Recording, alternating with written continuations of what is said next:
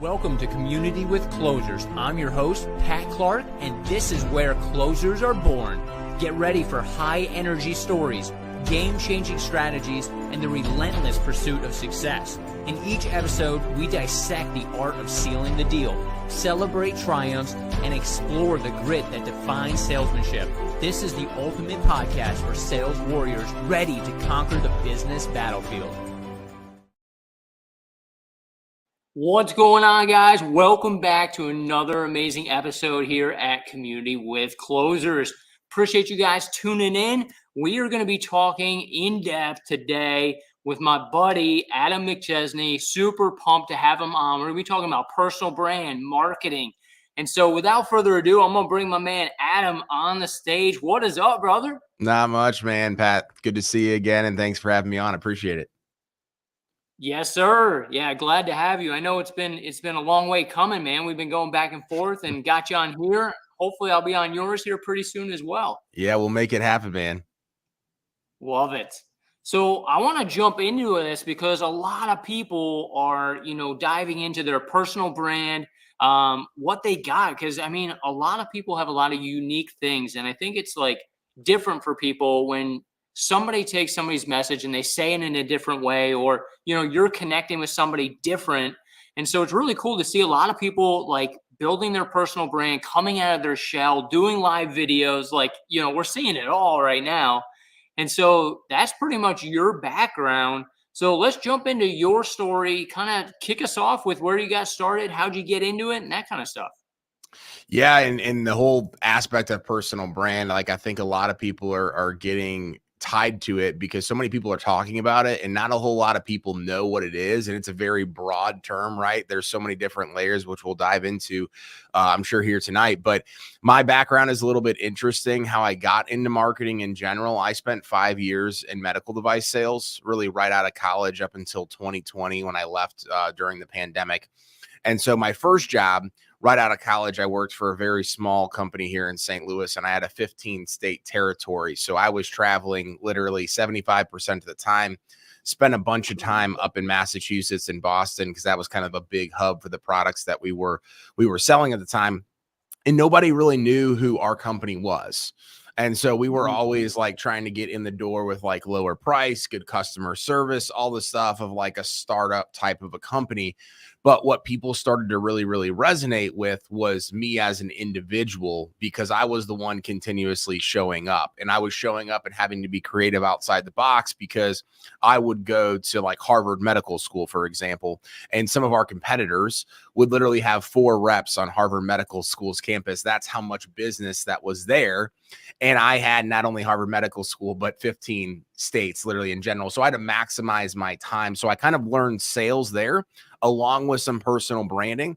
And then a year and a half later, I got on with a company called ResMed. So if anybody's familiar with the CPAP equipment, the masks, the devices, all that stuff, I was there. I managed a $15 million a year territory, grew that up to about 25 million before I ended up leaving in 2020. But at that point, ResMed was like the key player in the market. So with the CPAP space, you can't like waver as a durable medical equipment company and buy a bunch of different companies' products. Like you were buying my device or my competitors, and you were buying my mask or a couple other people's masks. There wasn't the massive competition that you see in most of the industries that obviously we talk to and work with all the time. So that company brand was so important. It was really about account management, customer service, upselling, cross-selling, and solution selling. And I was able to do that really well and effective. Well, then I got this crazy idea in 2018. So I literally got promoted at ResMed in 2017, going into 2018, making multiple 6 figures at the age of 26, going into 27, more money than I ever thought I would make in a year. And I said, hey, like, this is great, but it's a lot of travel. It's a lot of late hours, being in sleep labs, all this stuff.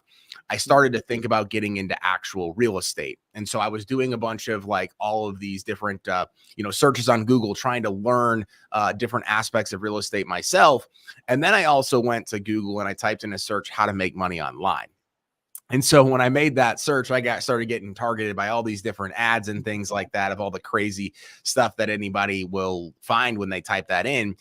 But on Facebook, I got retargeted by an ad, and it was a shiny picture of a large apartment complex. And it was like, wouldn't you like to own this piece of real estate without having to always worry about tenants, about late payments, and all these other things? What if you owned the real estate in a digital format? And so I was hooked from there. And so I bought that course in 2018, paid $7,000 for it. And it essentially taught me how to build websites and rank websites. And so I took a couple more courses in 2019 about paid ads. And I built 200 websites on my own, basically without ever getting paid for them. So I just built them, ranked them, and started getting case studies and building a portfolio because I knew I was going to go full time at some point.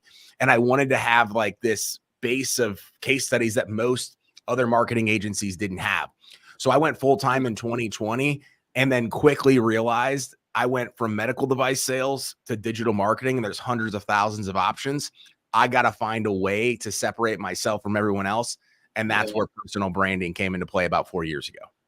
Got it. Holy cow, man. What a journey right there. That's epic though. I mean, and from a young age though, you were like pursuing these things. You kind of felt, I mean, it sounds like you felt like there was more, right? Like you can be doing more. There's so much opportunity out there. And how old were you at that age? So when I first bought that course, I was 27. So I was Nice. 27 going into 28. And yeah, Yep. so for me, like growing up, I didn't have a bunch of people around me talking to me about money. So I didn't know what a lot of money was. And so when I was growing up and at that first company where I was traveling all across the country doing like amazing numbers for the company, the most I ever made was 50 grand. 2 years later, I ended up making 200 grand, and that's a massive jump. And so for me, I was always chasing the money. And then I realized, oh, there's more to this than money. Money does equal happiness, but it's not the only thing that equals happiness. So I had to kind of go through that journey. And I always wanted to be an entrepreneur. I just didn't know what vehicle I could actually drive in order to make that happen. And then I stumbled across digital marketing. And since getting into digital marketing, I've owned multiple different marketing agencies. I own other businesses that we've literally launched outside of just knowing digital marketing. And so it's been a really awesome experience over the last couple of years, seeing the impact of both personal branding and digital marketing for businesses. Yeah, I love that, man. So I want to kind of reverse engineer that because, like, you went into the marketing aspect. So let's talk about the personal branding because you got to get your message out there. You got to build that sense of, you know, trying to think of the word, but you got to build that culture, if you will, with your following. Oh, And yeah. so what did that look like for you when you're like, okay, what is this personal branding? And start with what it is first, Yeah. because a lot of people don't know. They're like, what is personal branding? Yeah. So everybody asks me that question, and I tell people a personal brand, your personal brand, everyone has one. It's what other people think about you when you're not in the room. That's Yeah. like the most general blanketed statement. And then from there, your personal brand could be a podcast, could be your YouTube channel. It's a combination of all this stuff. You write a book, you're a guest on podcasts, your organic Facebook, all the different things that go into who Adam McChesney is or Pat Clark is, separate from any business that they own or operate or even job that they would have. And so in August of 2020, I had just left ResMed in July, and I sold $0 worth of revenue and in marketing. And so you're talking to a guy that had a $25 million a year territory that was always accustomed to deals just coming through, that now sells nothing his first month after buying, a pretty expensive home in May, and then quitting 6 weeks later, and then not selling anything that next month. So at that point, I actually joined my first mastermind. So about a month into entrepreneurship, I'm like, hey, I know I don't have all the answers. I want to seek help. And so in that mastermind, they taught a variety of different things, but they taught the basis of how to grow your business via who you are as an individual, but not doing it from the way that, like, for example, most marketing agency owners are accustomed to, where I'm just posting about marketing all day long. You know that every marketing agency kind of does most of the same stuff, and then that you're showing up and throwing up and sending all the cold DMs and basically coming off as a sleazy salesman. And so it really taught the idea that you can post content and get to your ideal client and connect with people that will do business with you over time by just talking about your story. And so like 80 to 90% of my content, as I'm sure you've seen, really has nothing to do with digital marketing, personal branding, or anything I've ever sold. 10 to 20% it does, but it's not like I'm saying, hey, come buy my stuff. I'm usually telling a story with it, making a video about it, tagging clients that have had success doing what we teach and things like that. With the other stuff is just motivation, determination, my story and evolution as an entrepreneur. So that way more people know who I am. Yeah. And that will both deflect people that don't connect with me, as well as allow me to spend more time, energy, and resources with the people that would be good. But it breaks down that wall, because at the end of the day, we're all human. And so many people make social media not human. Yeah. That's so, like, you hit the nail on the head, because it's like, I was listening to this podcast the other day, and it was talking about, you got to work, you work on your job, right? And you work on your business and you work on all these things, but you got to work on you first. And so, Absolutely. just like you said, right, you get in that room, that mastermind group, or it might be, a mentor, or it might be just a group that's leveling up, right? So whoever that is for you, that's what it was for me too, is like, okay, I got to get in the room. I don't need to be the smartest guy in the room. I need to be, the dumbest guy in the room every time, because I want to level me up. I want to be that sponge, Yep. that's going to change me, because as you know, like, if we change, our businesses are going to change, our journey's going to change. We're going to look at the world literally differently. Mm-hmm. And it's an epic journey. You just have to be willing to do that. And I think, for us, we were willing to, like, we have that burning desire inside. It's like, okay, I know I can help more people. I know we are here for more. And so it sounds like you took the leap. You're like, I know there's more out there. Let's get in that mastermind and make it happen. And you get different things, you get better ideas, and you just keep moving forward. So I love what you're saying there, is like, get out there, right? Mm-hmm. And you got to have that authenticity. And it could be for, like, I know for me, when I was building my personal brand, it was just the journey, right? Like, I started the Motivation Monday, and I was just doing live videos of, like, dude, today sucked, right? Like, I got beat up, I got punched, I got knocked down, but guess what? I'm getting back up every time, Yep. because those are lessons that just make us stronger. Absolutely. And those are the things that people maybe won't always like, comment, or share, right? But you've hit a point with them, right? A connection point, because they may not want to admit it, but they're like, crap, I'm going through that too. So that is the whole aspect of it. Like, the most impactful content, the most impactful things you do don't necessarily always have the tangible result to it. They say about 10% of the interactions or the engagement or the reach or the tangible data you see is actually only the 10% ripple effect. The other 90% is the actual ripple effect of what actually is happening behind the scenes of the people that you've probably heard from as well. It's like, hey, I've been watching your content. Your content's so valuable. And you're like, I know, but we're connected on social media. Why have you never liked, commented, or shared my stuff? And so there's that whole game of like understanding what this is or what this isn't. But to go back to your point about like masterminds and coaches and just being in the right rooms with the right people, I didn't pay myself for the first 9 months of running our first marketing agency. And it wasn't that we weren't doing revenue. By the end of that 9 months, we were doing about 35,000 a month in revenue, but I was reinvesting everything back in the business and in myself, as well as obviously building up a savings. But for me, I felt like I was already behind, to a certain degree, because I went and got a job for 5 years. I said, hey, I want to condense time and I want to spend money to be able to go do that, because I want to have this massive leap, right? And to continue to accelerate at a way higher level than most people would. But I'm willing to go pay for the information. I'm willing to go pay for the connections. And I feel like so many people that were in those groups were having conversations with me. They're like, Adam, it took me 10 years before I did what you did in 1 month. And so I just encourage people all the time is, as you're going into something new, maybe you're going into a new vertical or going out on your own for the first time, don't be afraid to make that investment first before you take a big payout or you buy the next shiny thing. Think about what that relationship or that mastermind or that education can do to get you to the next level. Oh man, that's so good. So good. Yeah, because they don't. They don't look at it like that.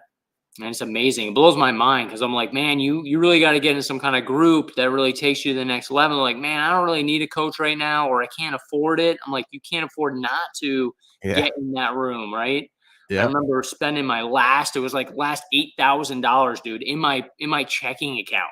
Literally last $8,000, and it changed everything. Hmm. And, sometimes you just got to make that dive, and you got to believe in yourself to, when you're up against a wall, you're going to come out swinging, if you Yeah. have the right information and you get that person in there. Hmm. Absolutely. Oh man, we got John Majak in the house, my What's up, man. John? Sweet.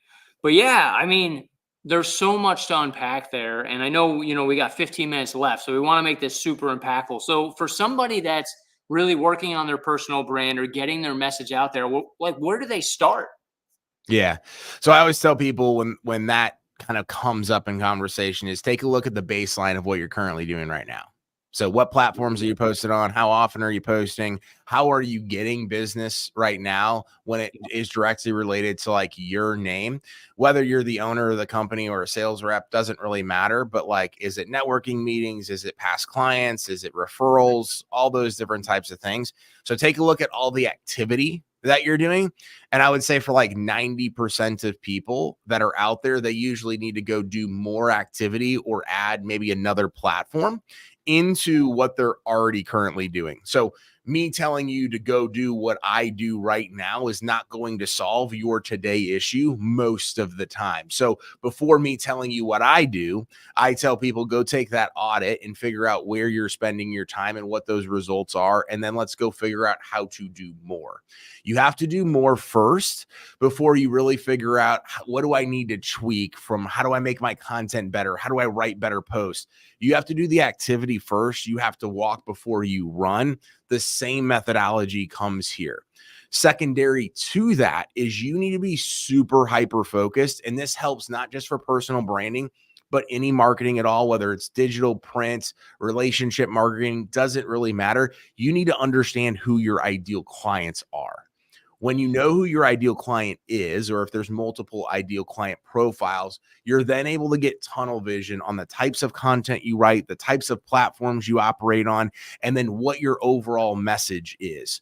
So many people are on all these different platforms that their clients and ideal clients aren't even on. Why are you spending time, energy, and resources and money there just because other people are doing it and you want to try to get something to go viral? That's great if you're looking to be an influencer, but most of us are looking to be business owners that just so happen to have a personal brand that helps feed the top of the funnel. And so sometimes what they want versus the activity doesn't match up. So good. So good. And that's it. Like, you know, I remember talking to somebody and they were like, well, it's got to be really good video. It's got to be this before I start doing that. And I'm like, no, man, you got it. You got it right here. Like, do this video, but get it Yeah. out there, get the activity going, and then you can tweak it. Is Yeah. that how you started off? Like, you started off doing like, cell phone videos and then working your way into more, Yeah, I mean, we high- just started. Like, I have a Sony A6000 or whatever it is right now, and I have this yeah, cool setup that I have right now. But for 3 years, I didn't. And so, like, I shared, we had an event a couple of weeks ago, and I literally shared April 2020 before I even went full time. I was interviewing business owners just to make connections because I knew I was going to go full time in the midst of the pandemic to try to promote their local businesses here in St. Louis. And I looked like a freaking bum. I mean, you couldn't see in the video, but I was freaking sweating. I was nervous as crap, but like I got out there and I did that, which really started the trajectory of what you see today. You mm, can't get where you and I are or where anyone is without getting started and learning. And you can wait for the right time, but there's never going to be a right time. You can wait for all the equipment. You can do all of those things, but you are just going to delay the inevitable of it's going to take time, regardless if you start today or when you get something fancy here in 6 months. yeah, just get out there. Don't have analysis paralysis. Just do it. That's where the whole Goya comes in. Just get off your butt and do it. Yes, sir. So, Adam, can you recall a moment that changed the course of your life?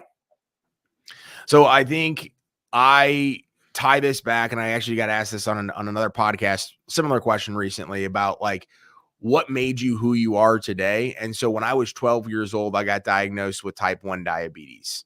And so for those people that aren't familiar with type 2 versus type 1 is where it's a little bit more hereditary. My pancreas essentially doesn't produce insulin anymore.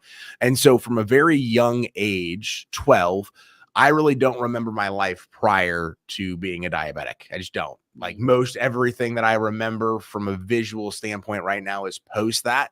But I had to learn at a very young age how to count carbs, how to count calories, how to literally used to have to take a needle and pull the insulin out and put the syringe in there. And I had to develop habits, discipline, and routines and motivation to continue to be able to do that, along with the discipline that I think combined with being an athlete really helped me navigate a lot of the success I had as a sales rep. And now that you're seeing being a business owner and an entrepreneur.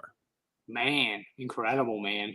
That's incredible. It's amazing me sometimes, like the stories I hear and like, those pivotal moments that really just change the direction, or, you go through something like that.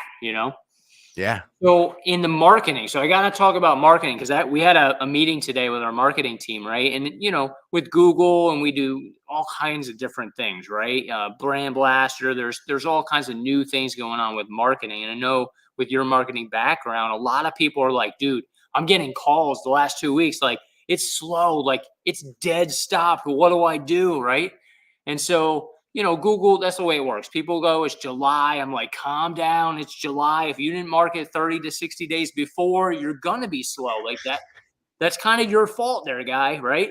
Yeah. So let's talk about Google a little bit. Obviously we're in, election year. We got some things going on with the economy. So, what are you seeing? And then what are some things that people can do to maybe ramp up a little bit as they go into, maybe the fall? Yeah, it's a great question because we're hearing a lot of the same stuff, and I'm not even actively like running an agency. And so for everybody that's listening, I ran an agency. I became a partner inside of that agency on a different level, working with hundreds and hundreds of clients, an Inc. 5,000 agency 2 years in a row. And as aside from that, I literally have started businesses out of the digital marketing stuff that like a typical agency would do. And so I have an auto glass company. We're launching a Christmas light company this year as well, along with, we already have a landscape design business and a photo booth rental company. So I come at some of these things with a little bit different of a lens than your typical marketing agency, because I have companies that I'm experiencing a lot of the same stuff that you all are as well. Now, with that being said, I will say that SEO pound for pound, dollar for dollar investment is continuing for our companies to be way bigger and better as far as return on investment, quality of leads, and consistency behind it. Where you start to see the ebbs and flows, a lot of times does still happen with SEO, but a lot of it happens with paid ads, especially during an election year. So whether it's Google ads, Google local services and guaranteed, social media ads, doesn't really matter. Those prices continue to soar and soar and soar regardless of election year, right? So one of the things that we have implemented pretty consistently in all of our companies is daily Google business profile posting. And so daily Google business profile posting has been a game changer, specifically in our auto glass company. So we've been in business. We launched that company in January of 2021. I did it myself. I had no idea about auto glass. I learned a lot of lessons, lost a lot of money, but we're over 5 team members strong now, 5 trucks. We get about 1,200 leads a month, but up until April of this year, we could never crack over 800. And so the one thing, but we already dominate the first page of Google with website, Google business profile. But what we started to do is adding more content to the website than ever before. And then we started posting daily to the Google business profile. and Nice. being very, very specific with all of the content. So building out all of the nitty gritty location pages, service location pages on the website, and then being very strategic about that Google business profile posting. And Yeah. so those are the two things that, yes, like you can certainly have a marketing agency do, but if you at least don't know how to do them on your own, I would recommend you learn how to do that, because, and this was kind of one of the reasons that I talk so much about digital marketing, even though it's not like I'm selling something directly for it, is one of the biggest issues in the marketing agency space is that you're paying a marketing agency and they want to continue having you as a client, right? Mhm. So you can go, if you do this on your own, like when we're building sites and we're building things for our own company, we're putting like $20, $30, $40,000 of client work into that website off the start, and then continuing to build and stack and stack and stack. Yes. That would take most companies to fulfill anywhere from 12 to 24 months. So Mhm. people look at all these new companies that are coming into your marketplace, and they're like, how are these people, like their website has only been around for a little bit, how are they doing these? A lot of companies are actually marketing companies that just so happen to do X, Y, and Z service. They figured out the marketing side, and then they go and figure out the actual technician side. They find the who to do the how. Yep. And so most of these companies are struggling because they don't know how to, and I say struggling because of the market, right? Because the lead flow and the demand is down. They have not quite figured out the marketing side to it. And Yeah. so when you rely on someone outsourced, again, it's not the end of the world. You have to do that in a certain instance. But if you don't also know how to do some of this stuff on your own, you're always going to be in that cogwheel when times are tough. When times are good, everybody eats. That's right. Yep, and then you start feeling it. Yeah, and that's where, for the exterior cleaning industry, that's when you see a lot of people. They, especially winter time and stuff. Their rigs go on sale, right? And they Mhm. start selling things, and you see that, and it blows my mind because there's so many resources out there nowadays, especially like you need to be posting stuff to your website so it's getting crawled. So it's Mhm. getting looked at, and it has to be relevant stuff, like you said, to your customer avatar. So you're getting that message across because Google's looking at that, you Yeah. know, and Yep. they're pumping it out. And they want to be relative, and they want to put you up there. You just got to allow them to do that. But like you said, it's like, as a technician or somebody out in the field that's doing that doesn't know how to do this, they need, you need to find somebody that's good, but you also got to research it and know what you're talking about so they are doing the right things. Because I don't know about you, but back in the day, man, I went through 4 or 5 marketing companies that all promised the same thing, you know what I mean? And Yep. nobody delivered on it. Yeah. Oh, yeah. Yep. It's crazy. It blows my mind. But, it's out there. So with marketing, it's like just do it, get the stuff out there, post, regularly. You can do videos when you're out there on site, take a picture of the house, post the before and afters, have a system for it. And you can have your dispatcher at the office doing it for you, post into a community chat that's in your company that goes straight to your website and whatever, Yeah. so you don't have to do it. So Yeah. that's There's really no good excuse anymore. there isn't. I know. That's exactly right. So, but there's a lot to it, and I get it. You know what I mean? It can be overwhelming, when you talk about Google and how it's changing its algorithm like every other day, right? Like Yeah. it can get pretty crazy for sure.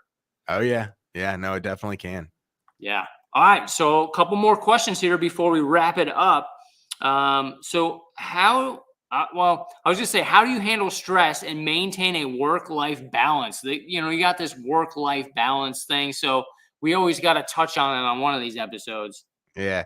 Well, so like I actually struggled with this for about the first 3 years. I'm starting to figure it out more and more, especially now we have a 9-month-old. So like it Yeah. really hit me at, as it hits most people after you have a kid, and then start, obviously having a family. But I tried so hard for work-life balance and I was never able to find it.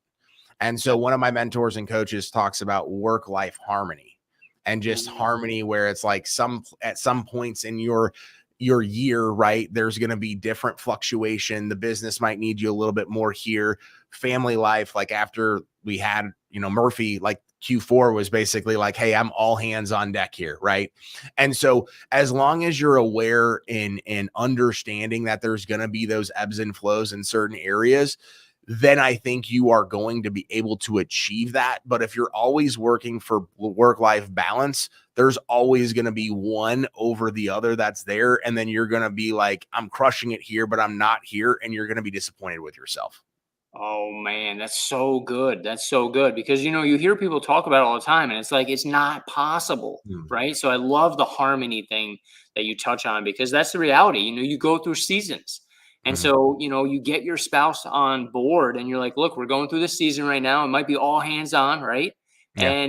And then you're off for a little bit and then you're home, right? Or whatever it may be. Now, there's some things you can do. Don't get me wrong. You turn the phone off after 6 or something like that. And you want to be present when you're there, but Yeah. it is very difficult, very difficult.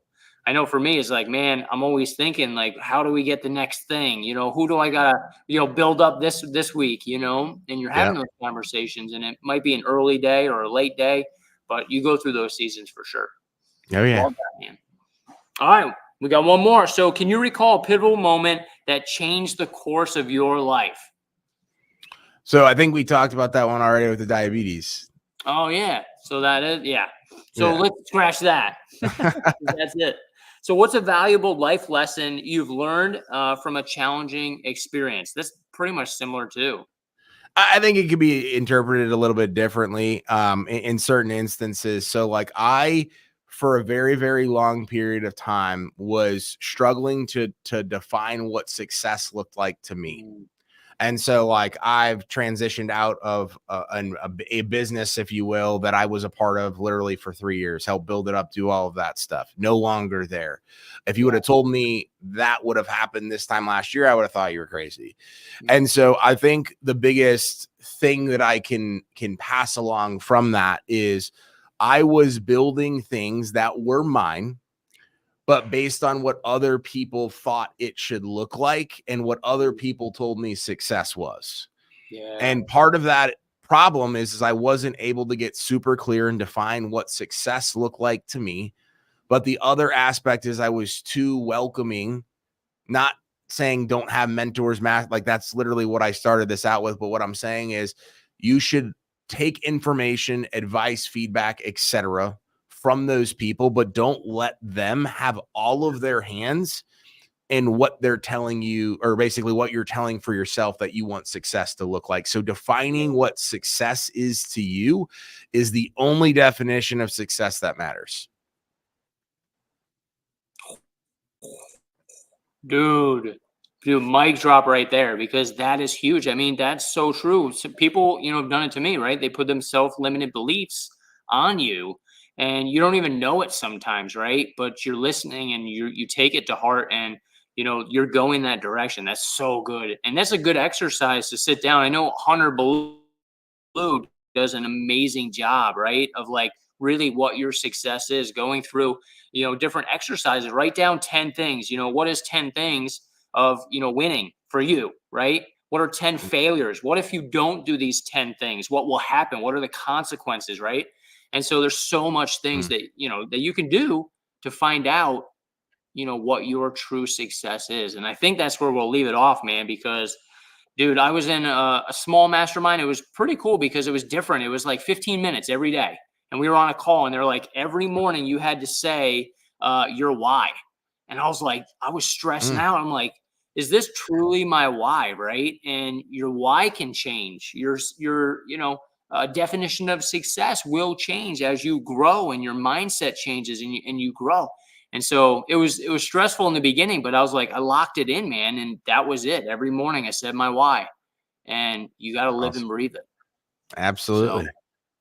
dude, Adam, thanks for being on tonight, dude. It was a pleasure really getting to know your story. And like, I had no idea. most No idea. people most people don't the first time, so it's pretty mind-blowing. Most people don't go from medical device sales into marketing and entrepreneurship and Yeah. starting service-based businesses, but here I am. Hey, the best industry to be in is home services. Yeah, I do know that. absolutely. Sweet, man. So for people, listening, they might be listening on Spotify right now, on YouTube, wherever they're at. Where can they go reach out to you? Yeah, absolutely. So you can head over to Facebook and connect with me there, Adam McChesney. I have the red shirt with the AM logo on there. And also, you can go over to our free Facebook group, which is called Builders of Authority. Just type that in on Facebook. Got a lot of good information, daily content, live weekly trainings, a bunch of past stuff that's already in there. So if you are looking to become the authority in your industry, build your personal brand and the brand of your business, it's a great free resource to be able to do so. Dude, love it. But guys, seriously, hit up Adam, go on Facebook, check him out. He's doing amazing things, and it's all right there at your fingertips, free resources. And dude, I've been following you for a while, man. It's incredible what you're doing. So love to see the journey. Appreciate it, man. All right, brother. Well, everybody, thanks a lot for tuning in. Community with Closers right here, Wednesday, 8:30 Eastern Standard Time. Have an amazing night, and we'll see you guys next week. Take care.